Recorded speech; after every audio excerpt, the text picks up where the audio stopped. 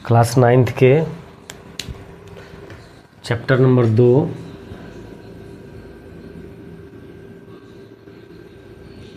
बहुपद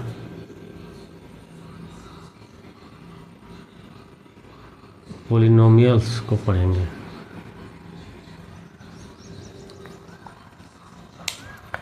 सबसे पहले हम लोग इसमें जो आने वाले टर्म्स है उसको जानते हैं। तो सबसे पहला है चर, वेरिएबल, और दूसरा है अचर, कांस्टेंट। अचर किसे कहेंगे, चर किसे कहेंगे?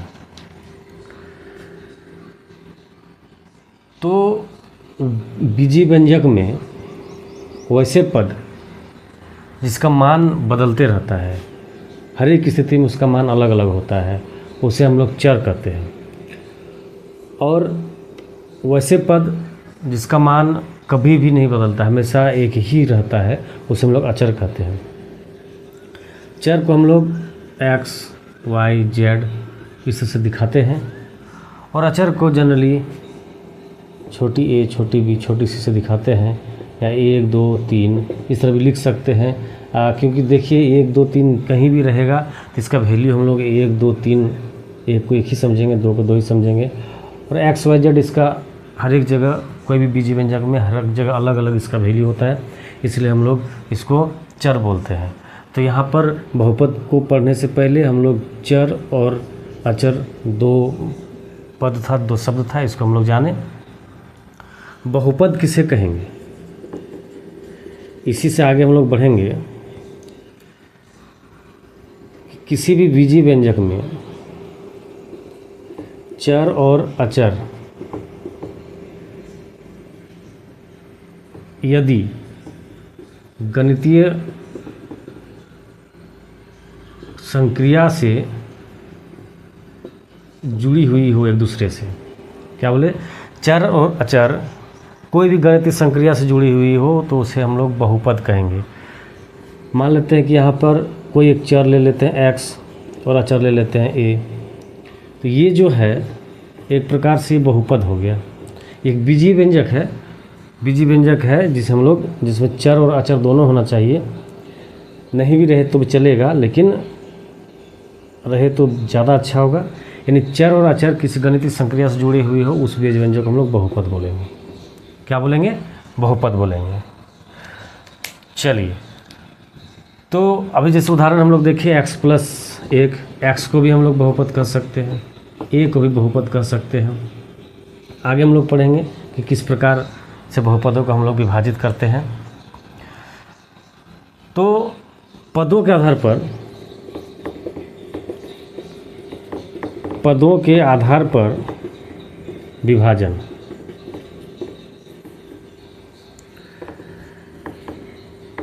एक पद हो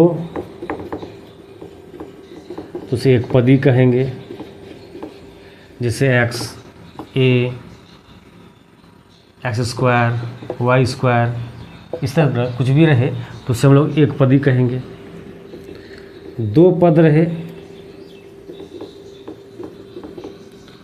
तो उसे द्विपदी कहेंगे, या फिर द्विपद बहुपद कहेंगे उसे, जैसे x + a, x² + 1, y² + 3, इस तरह से कुछ भी रहे।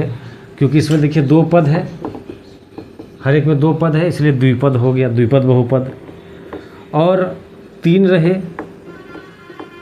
तीन पद रहे, उसे त्रिपदी कहेंगे या त्रिपद बहुपद कहेंगे, जैसे x² + 2x + 1, x² + y + 3, इस तरह से कुछ भी रहे तो इसे हम लोग तीन पदी कहेंगे या त्रिपद बहुपद कहेंगे।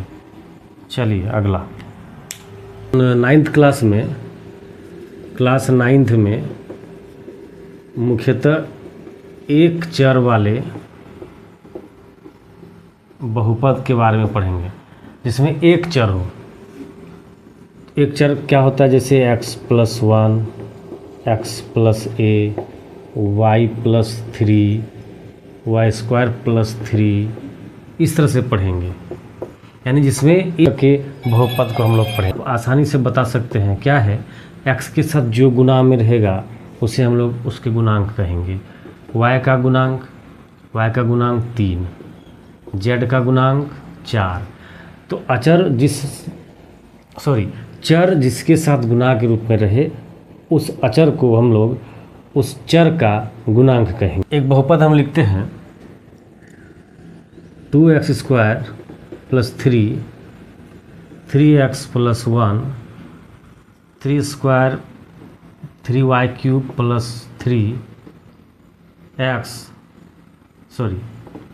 y plus 1। क्योंकि हम लोग यहाँ पर एक चर में बहुपद पढ़ रहे हैं, इसलिए यहाँ पर हर एक जगह एक ही चर होना चाहिए। तो यहाँ पर देखिए, इस बहुपद में एक्स स्क्वायर में है, यहाँ पर एक्स ओनली है, यहाँ पर वाई में बहुपद है जो y³ है और y 1 है यहाँ पर। तो बहुपद के घातांक में हम लोग जानेंगे, बहुपद के घातांक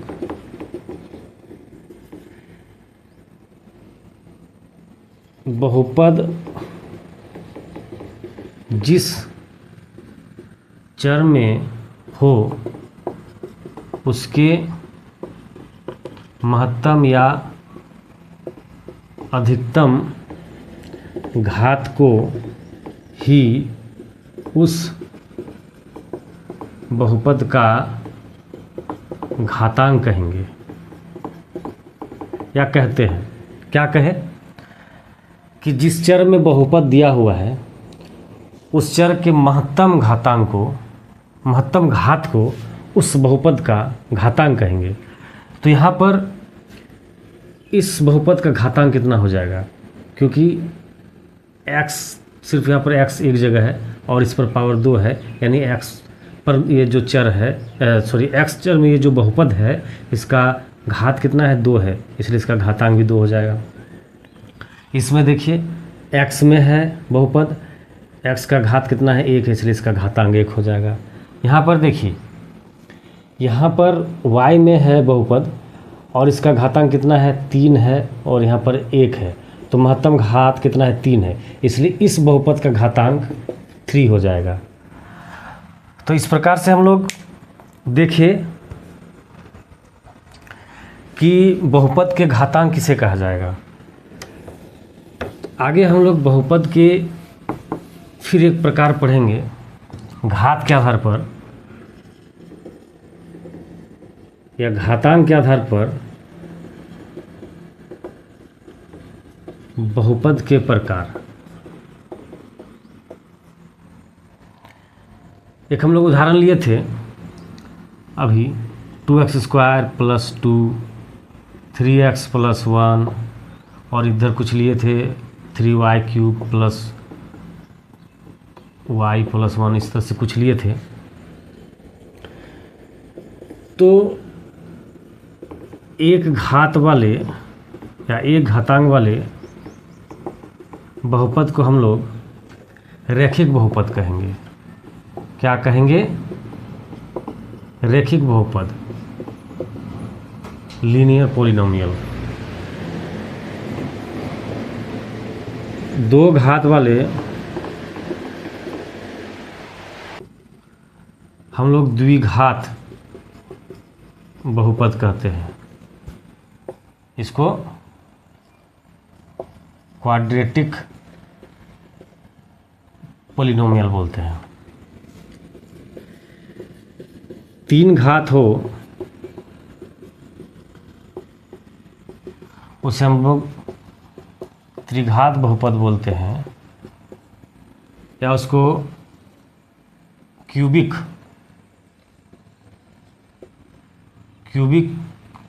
पॉलिनोमियल बोलते हैं। तो सार इसका यही है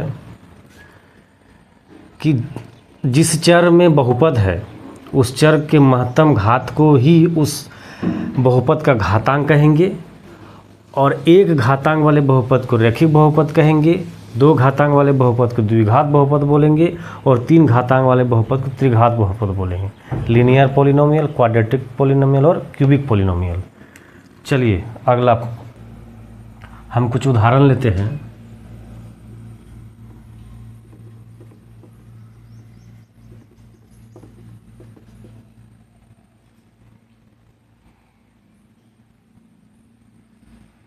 y 2/3 + 3 इस तरह से। तो हमें बहुपद पहचानना है देख करके कि ये बहुपद है या नहीं है। तो सबसे पहला इसमें नोट जो लिखेंगे हम लोग, अभी हम लोग घात और घातांक के बारे में पढ़े। तो बहुपद का घातांक हमेशा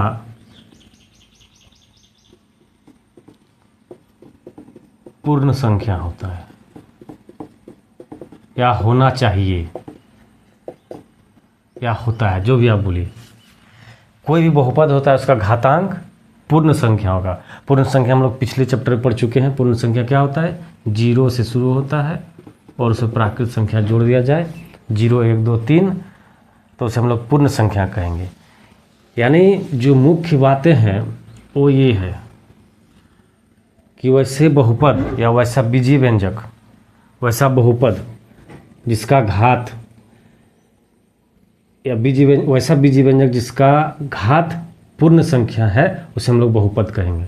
तो यहाँ पर बहुपद का एक और परिभाषा हम लोग जान सकते हैं कि वैसा बीजीय व्यंजक जिसका घात पूर्ण संख्या हो उसे बहुपद कहते हैं।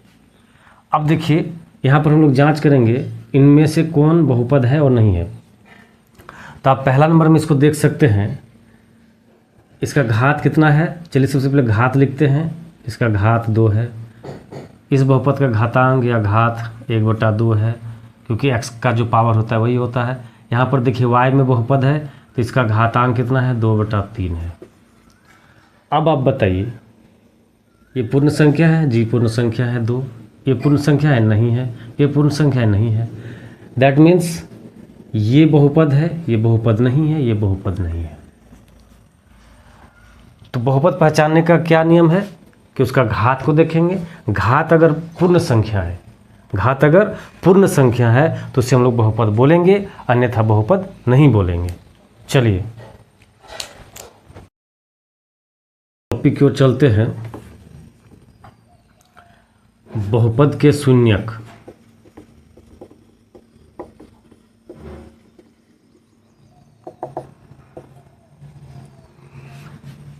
चलिए इससे पहले एक हम लोग उदाहरण लेते हैं। कोई भी उदाहरण ले लीजिए। 2x² + 4 बहुपद को दर्शाने का क्या है? इस तरह से दर्शाते हैं px। x मतलब है कि x में बहुपद है।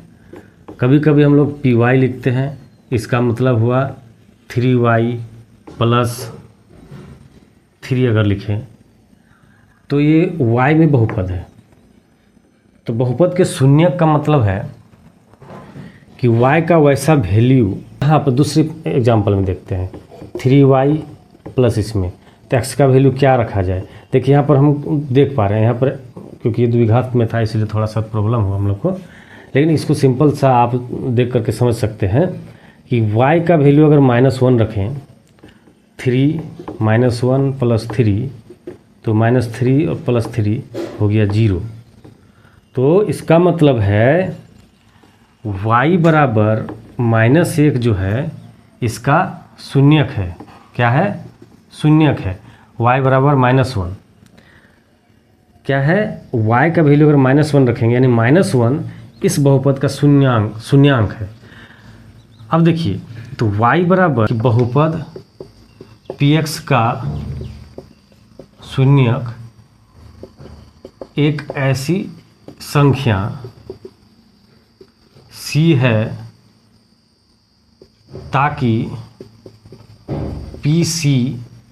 pc बराबर 0, इसको हम लोग क्या कहे कि बहुपद px का शून्यक एक ऐसी संख्या c है ताकि pc बराबर 0 हो जाए, यानी 1 है, 1 यहाँ पर आया ना उदाहरण हम लोग को y बराबर -1, तो यहाँ पर देखें तो p बराबर -1 अगर यहाँ पर रखेंगे हम लोग 3 - 1 + 3 जो इसको हम लोग अभी किए हैं तो इसका वैल्यू 0 आता है। तो c एक ऐसी संख्या होगी जो c का मान रखेंगे उसको 0 कर देगा, तो उसे ही उस बहुपद का इतना थ्योरी जानने के बाद हम लोग प्रश्नावली क्लास 9th का चैप्टर 2 बहुपद के प्रश्नावली 2.1 के प्रश्नों को हल करते हैं। तो पहला प्रश्न है कि निम्नलिखित में कौन कौन एक चर में बहुपद है और कौन कौन नहीं है, कारण के साथ अपने उत्तर दीजिए। चलिए हम सबसे पहले प्रश्न को लिखते हैं, टोटल प्रश्न नहीं लिखते हैं, सिर्फ जो दिया हुआ है डाटा 3x + 7 2 में है y² √2, 3 में है 3√t + t, चौथा में है y + 2y, और तीसरा है x10 + y3 + t50। तो देखिए इसमें प्रश्न क्या कहता है, क्लास 9th के प्रश्नावली 2.1 में है। प्रश्न कहता है कि निम्नलिखित में से जांचिए, बताइए, कारण सहित बताइए कि कौन कौन सा एक चर में बहुपद है। एक चर में बहुपद है मतलब क्या है कि उस बहुपद में एक चर होना चाहिए। हम लोग अभी चर के बारे में क्या पढ़े थे कि x, y, z, t anything कि जिसमें भी दिया होगा उसे हम लोग चर कहते हैं। और फिर बहुपद किसको कहेंगे, तो बहुपद उस तरह के बीज व्यंजक को कहेंगे जिसका घात या घातांक पूर्ण संख्या हो। तो कारण तो हम पहले बता दिए, चलिए अब सॉल्व करते हैं। क्या ये बहुपद है एक चर में? बिल्कुल, यहाँ पूरे में एक चर है तो इसको हम लोग हाँ कहेंगे। एक चर तो दिख रहा है बिल्कुल, और क्या ये बहुपद है? बहुपद है, क्यों? क्योंकि इसके घातांक जो है पूर्ण संख्या है। देखिए घातांक मैक्सिमम घातांक 2 है, इसलिए ये पूर्ण संख्या है और इसलिए बहुपद है। यहाँ 2 नंबर में देखिए, क्या ये है बहुपद? बहुपद एक चर है, सबसे पहले एक चर देखना है, तो जी इसमें तो एक ही चर है, y है ओनली। और क्या ये बहुपद है? क्यों है? यहाँ पे हाँ लिखेंगे। क्यों? क्योंकि इसका भी जो चर में जो घातांक है या चर का जो घात है, घातांक है, वो एक पूर्ण संख्या है, इसलिए ये भी बहुपद होगा। यहाँ पर देखिए 3 नंबर में, ये तो एक चर में दिख रहा है कि यहाँ भी t है, यहाँ भी t है, ओनली t में ये बहुपद है, एक चर में है।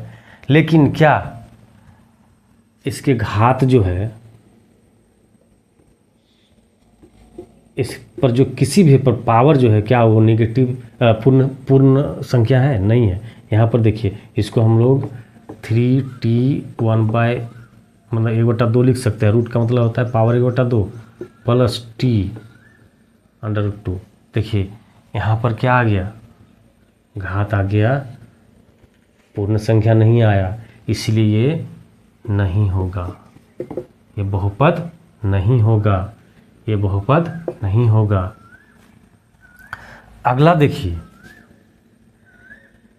क्या ये एक चर में तो है, लेकिन क्या इसका घात जो है, चर का जो घात है किसी में भी, चलिए छोड़िए घात घातांक छोड़ दीजिए, किसी भी पद में, उस चर के किसी भी पद में घातांक जो होना चाहिए वो पूर्ण संख्या होना चाहिए। तो यहाँ पर भी देखिए y ये नीचे है, यहाँ 1 होगा, इसको ऊपर लाएंगे तो कितना हो जाएगा?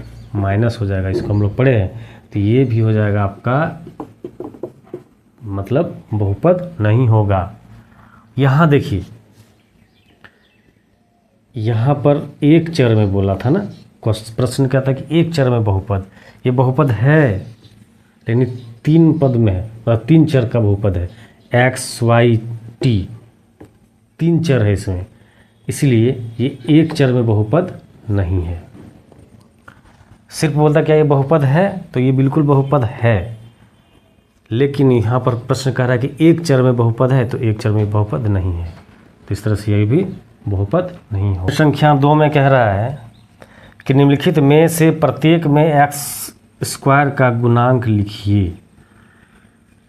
चलिए सबसे पहले हम लिखते हैं कौन कौन सा प्रश्न है। 2x स्क्वायर प्लस एक्स एक नंबर में, 2 नंबर में है 2 minus x square plus x cube, 3 number में कह रहा है π/2 x square plus x, 4 number में कह रहा है √2x - 1। तो इसमें प्रश्न कहता है कि निम्नलिखित बहुपदों के एक्स स्क्वायर का गुणांक ज्ञात कीजिए। तो गुणांक हम लोग क्या पढ़े थे कि उसके साथ जो भी कुछ गुना रहता है उसे हम लोग गुणांक कहते हैं। जैसे इसमें हम लोग x का गुणांक क्या पढ़े थे कि x का गुणांक, x किसके साथ गुना है, 2 के साथ, इसलिए x का गुणांक 2 हो गया। तो उसी तरह यहाँ पर प्रश्न बोलता है कि एक्स स्क्वायर का गुणांक ज्ञात कीजिए। तो यहाँ पर एक्स स्क्वायर कहाँ कहाँ है, सबसे पहले हम डिनोट करते हैं, यहाँ है, ये माइनस था, ये यहाँ है, यहाँ एक्स स्क्वायर है, और यहाँ पर तो है ही नहीं एक्स स्क्वायर। ठीक है,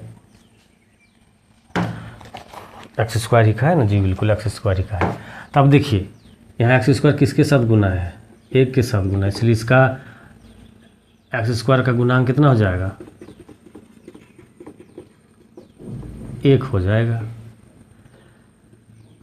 यहाँ देखिए एक्स स्क्वायर का गुणांक कितना होगा, देखिएगा ध्यान से देखिएगा, ये माइनस जो है यानी -1 के साथ गुना है, ये है ना, इसलिए यहाँ -1 हो जाएगा। यहाँ पर एक्स स्क्वायर का गुणांक हो जाएगा π/2, क्योंकि π/2 के साथ गुना है। और यहाँ पर ध्यान दीजिएगा, यहाँ पर तो एक्स स्क्वायर है ही नहीं, इसीलिए यहाँ पर एक्स स्क्वायर का गुणांक क्या हो जाएगा, 0 हो जाएगा।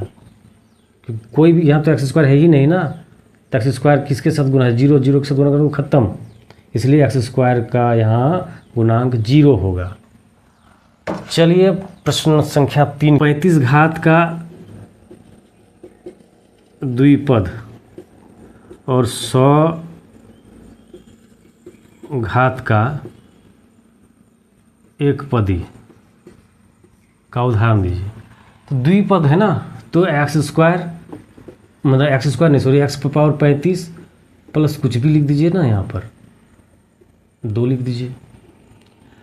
यहाँ कह रहा है एक्स घात का एक पदी, तो भाई एक्स एक पद होगा तो एक्स पर पावर 100 या वाई पर पावर 100 या जेड पर पावर 100 या टी पर पावर 100। यहाँ पर वाई पर पावर 35 प्लस 10, वाई पर पावर 35 माइनस 25, कुछ भी लिखिए। द्विपद होना चाहिए, 2 पद होना चाहिए, 2 पद लिखे हैं, 1 पद 2 पद, इसमें 1 पद 2 पद। यहाँ पर कह रहा है एक पदी, तो एक पदी पर पावर घात कितना होना चाहिए, 100 होना चाहिए, तो उस पर घात चढ़ा दीजिए। सबसे संख्या 4 कहता है निम्नलिखित बहुपदों में से प्रत्येक बहुपद की घात लिखिए। घात लिखिए बोल रहा है। पहला प्रश्न है 5x³ plus 4x² plus 7x। 2 में है 4 माइनस y²। 3 नंबर में है 5t√7 और चौथा नंबर में है 3। तो कह रहा है कि घात लिखिए। हम लोग घात क्या पढ़े थे कि जिस चर में बहुपद दिया हुआ रहेगा उसका महत्तम घात को ही उस बहुपद का घातांक कहते हैं। तो यहाँ पर x का महत्तम घात 3 है, इसलिए इस बहुपद का घातांक कितना हो जाएगा या घात कितना हो जाएगा 3। ये बहुपद y में है और y का महत्तम घात 2 है, इसलिए इसका घात हो जाएगा 2। ये t में एक बहुपद है और t का महत्तम घात कितना है, 1 है, इसलिए इस बहुपद का घात भी 1 हो गया। अब यहाँ पर देखिए, यहाँ पर कोई चर है ही नहीं, हो गया 0 हो गया। प्रश्न संख्या 5, इसमें कह रहा है कि जो निम्नलिखित बहुपद है उसमें से कौन सा रैखिक है, कौन सा द्विघात है और कौन सा त्रिघात है। रैखिक बहुपद कौन सा है, द्विघात कौन सा है, त्रिघात कौन सा है, या इसको घाती भी बोल सकते हैं। कौन सा रैखिक है, कौन द्विघाती, कौन त्रिघाती है। तो पहला है, दूसरा है, देख लेते हैं कौन कौन सा प्रश्न क्या क्या दिया हुआ है। तो पहला प्रश्न है x² + x, दूसरा है x - x³, तीसरा है y + y² + 4, चौथा है 1 + x, पाँचवा है 3t, छठा है r² और सातवां है 7x³। देखिए, हम लोग रैखिक, द्विघाती और त्रिघाती को कैसे पढ़े थे, घातांक के अनुसार, घात के अनुसार ना। अगर एक घात रहे तो रैखिक हो गया, अगर 2 घात रहे तो द्विघाती हो गया, और 3 घात हो गया तो त्रिघाती हो गया। तो हमको वही यहाँ पर देखना है कि दिए गए बहुपद का घात कितना है, घातांक कितना है। तो यहाँ पर देखिए, ये x में बहुपद है, इसका घात कितना है, इस बहुपद का घात कितना होगा, 2 होगा। 2 घात वाले बहुपद को क्या बोलते हैं, द्विघाती। तो ये आपका द्विघाती हो गया। इसमें देखिए, ये दूसरा नंबर भी है, x में बहुपद है, इसका घात कितना है, 3 है, तो ये हो जाएगा आपका त्रिघाती।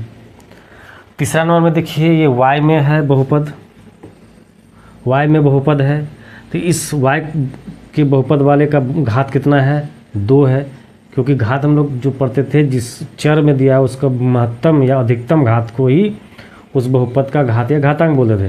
तो यहाँ पर y का यहाँ पर तो 1 है, यहाँ 2 है, तो 2 ज़्यादा हो गया ना, इसलिए ये भी हो जाएगा द्विघाती। यहाँ देखिए, ये भी x में बहुपद है, इसका घात कितना है, 1 है, इसलिए ये हो गया रैखिक बहुपद। क्या हो गया, रैखिक बहुपद हो गया। यहाँ देखिए, ये t में बहुपद है, इसका भी घात 1 है, इसलिए ये भी हो जाएगा आपका रैखिक बहुपद। देखिए, छठा नंबर प्रश्न है r² है, यानी बहुपद r में है और इसका घात कितना है, 2 है, इसलिए ये हो गया आपका द्विघाती। सातवां नंबर देखिए, 7x³ है, ये भी x में बहुपद है और इसका महत्तम घात 3 है, इसलिए ये हो गया आपका त्रिघाती। तो इस प्रकार से प्रश्नावली 2.1 को हम लोग सॉल्व कर चुके हैं। चलिए, धन्यवाद।